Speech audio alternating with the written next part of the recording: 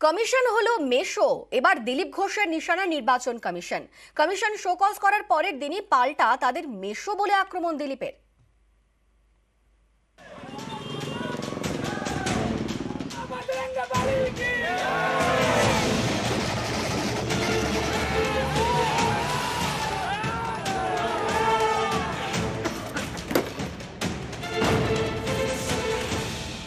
একটা চিঠি দিতে 10 জন গেছে টিএমসির। ভাই কি এমন হয়ে গেছে? সকালে উঠে মেসোর বাড়ি দৌড়েছো তোমরা, যখন রাস্তাঘাটে দাঁড়িয়ে কার নামে কি না বলেছো। আমরা তো মেসমশাইয়ের কাছে যাই না যে মেসমশাই কান মুলে দিন। একের পর এক মন্তব্য আর বারবার বিতর্ক।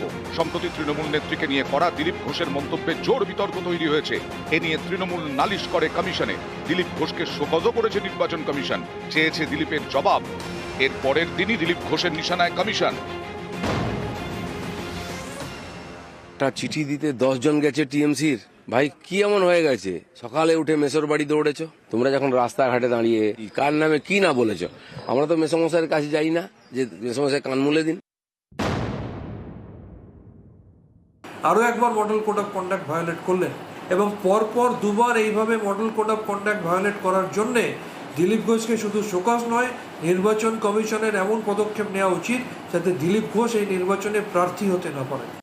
তবে এই ধরনের কন্ট্রোভার্সি থেকে অ্যাভয়েড করাই ভালো, কারণ নির্বাচন কমিশনের কাছে প্রতিদিন তৃণমূল কংগ্রেস পৌঁছে যাচ্ছে। এটাই তো অবাক যে নির্বাচন কমিশনকে কিছুদিন আগে তৃণমূল কংগ্রেস বলেছিল যে নির্বাচন কমিশন নাকি বিজেপির বসানো।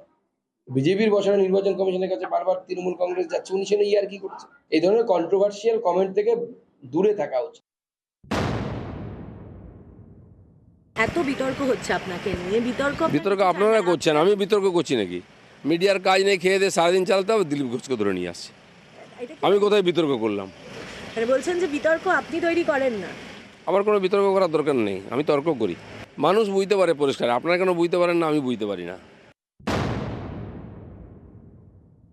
দিদি গিয়ে গোয়াতে বলেন আমি গোয়ার মেয়ে, ত্রিপুরায় আমি ত্রিপুরার মেয়ে। আমার বাপ তো ঠিক করুন, যাত্রার মেয়ে হওয়া ঠিক। এ নিয়ে মঙ্গলবারই দিলীপের বিরুদ্ধে কমিশনে নালিশ জানায় তৃণমূল। বুধবার তৃণমূলের প্রতিনিধি দল যায় মুখ্য নির্বাচনী আধিকারিকের অফিসে। দাবি করে দিলীপ ঘোষের প্রার্থীপদ খারিজ করতে হবে। এর কয়েক ঘন্টার মধ্যেই দিলীপ ঘোষকে শোকজ করে নির্বাচন কমিশন। দুদিনের মধ্যে তাকে শোকজের জবাব দিতে বলা হয়। এই শোকজ পাওয়ার পরের দিনই দিলীপের নিশানায় কমিশন। এদিকে তৃণমূল নেত্রীকে নিয়ে মন্তব্যের প্রেক্ষিতে দিলীপ ঘোষের বিরুদ্ধে এদিন দুর্গাপুরে থানায় এফআইআর দায়ের করেন স্থানীয় এক মহিলা। নিউজ 18 বাংলা।